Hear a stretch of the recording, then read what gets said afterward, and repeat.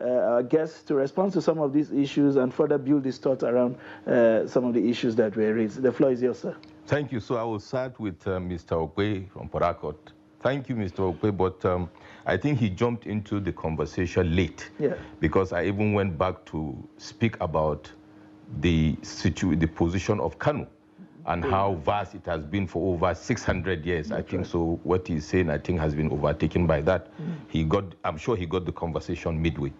But fast forwarding to the key issue he raised with regards to education, I agree it is one of the bane of our development. But I think he did not contextualize it properly. I disagree with him. Because if we go back again into history, the records are there.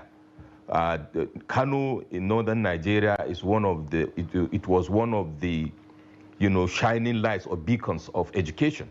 I remember clearly, Rumfo College is my alma mater, set up in 1918, and then became a middle school in 1928, if I'm not mistaken, has produced a lot of leaders in this country.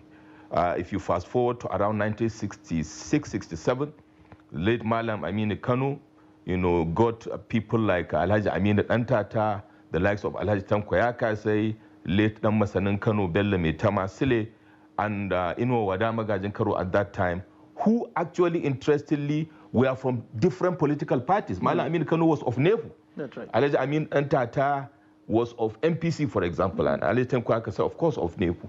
But they were able to see beyond their party affiliations to develop Kano, and that is when they set up Kano State Community Commercial College, which was later renamed Amina Kano Community Commercial College, to train Kano, indigenes in Western education, building on the strength of commercial astuteness and trade. And if you fast forward to the 70s, also to the 80s, when especially in the early 80s, when they came with the concept of modeling science secondary schools, and you have science secondary schools like in Tofa, science secondary schools like in Kudu, and you have what is very interesting, the setup of technical colleges in Kano at that time. That's right. The one in Wudil, the one in Kano, building vocational, skills capacity, which was adding value, to the education of Kano. And we can go on and on. And Kano was churning out education, free education and all that. Of course, Lagos was far ahead of Kano. That's right. But I don't think it was in the Stone Ages scenario Mr. Okwe was painting. Things started getting bad, I repeat, towards the early 90s, and especially in the last 24 years, because the foundations that were laid by our vanguards, the likes of Mallam Kano of blessed memory, and Alhaji Tankoyaka is very much alive, Alhaji Aminu Antata, they were even politicians in the House of Assembly at that time. But then the people that took over from them did not do a good job. In the last 24 years, and if I will add this conversation to the second caller, I think the major difference between Lagos and Kano, or between Lagos and every other state in Nigeria, let other states not think they are isolated from, because they are all underperforming. In the case of Kano and Lagos, this is what I call the scope of vision of leadership. That is the key issue. If you look at the scope of vision of leadership in Kano, it is so sad. You sit down last week, you see the commissioning of the Red Line, project, and initiation of the Blue Line, and there, Babachide Sanwo-Olu, His Excellency, was talking about the 4th Mainland Bridge. They are talking about the Lekki Airport. These guys are moving light years ahead of every other state in this country. We have other states that have governors, just like Kano. That's right. And we are all lagging behind, light years behind. So it's not just about education.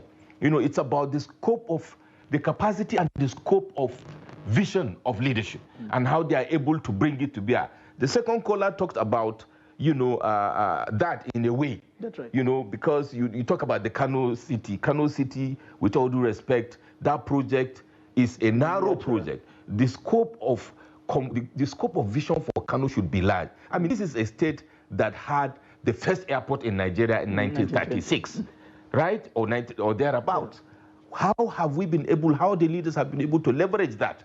Look at Kano Airport compared to Lagos Airport. Lagos is already talking about the Lekki Airport. We've been pushing for that for Lagos. It has become a major economic hub. The commodity market in Kano, having been there for centuries, have not been, restructured and upscaled, beyond this, beyond where it is today, by the successive administrations. the second caller also talked about the very critical failure factor, lack of proper succession.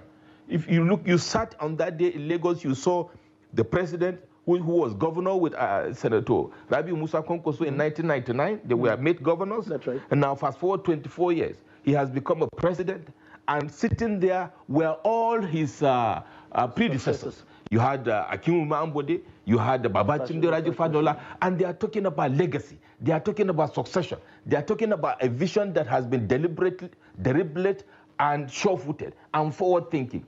If you compare it to Kano, and interestingly, if you go back, you look at Kano and Lagos, they have similar political characteristics. That's right. They are stubborn states, anti-establishment. UPN is established in Lagos with blessed memory, Latif Jakande as governor.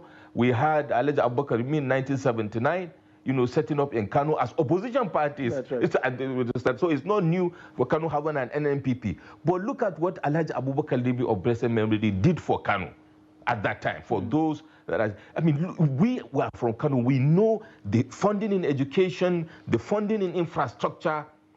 We are still enjoying those infrastructure today. But today, the leadership of Lagos from 1999 to date upscaled what was done, in the past to take them to where they are. They are commissioning rails, they are commissioning infrastructure, they are the 5th largest economy in Africa. That's right. Why we are still struggling to even inch our way to the first 5 in terms of IGR. It is very, very disappointing and shameful. And I think it is good we are having this conversation today, because it should be a wake-up call for the leadership of Kano. 2 governors that succeed each other cannot see eye to eye. And who are the victims? The elephants are trampling on the grass. Who are the grasses? The citizens and the indigenous of Kano and other citizens of Nigeria plying their trades, whereas for over 200 years, we had people from different diverse nationalities and ethnicities living in Kano, thriving in Kano. Kano is the most diverse state in Nigeria up to date. But how has that been reined in to upscale? Moving forward is an issue that needs to be discussed further. All right. We have another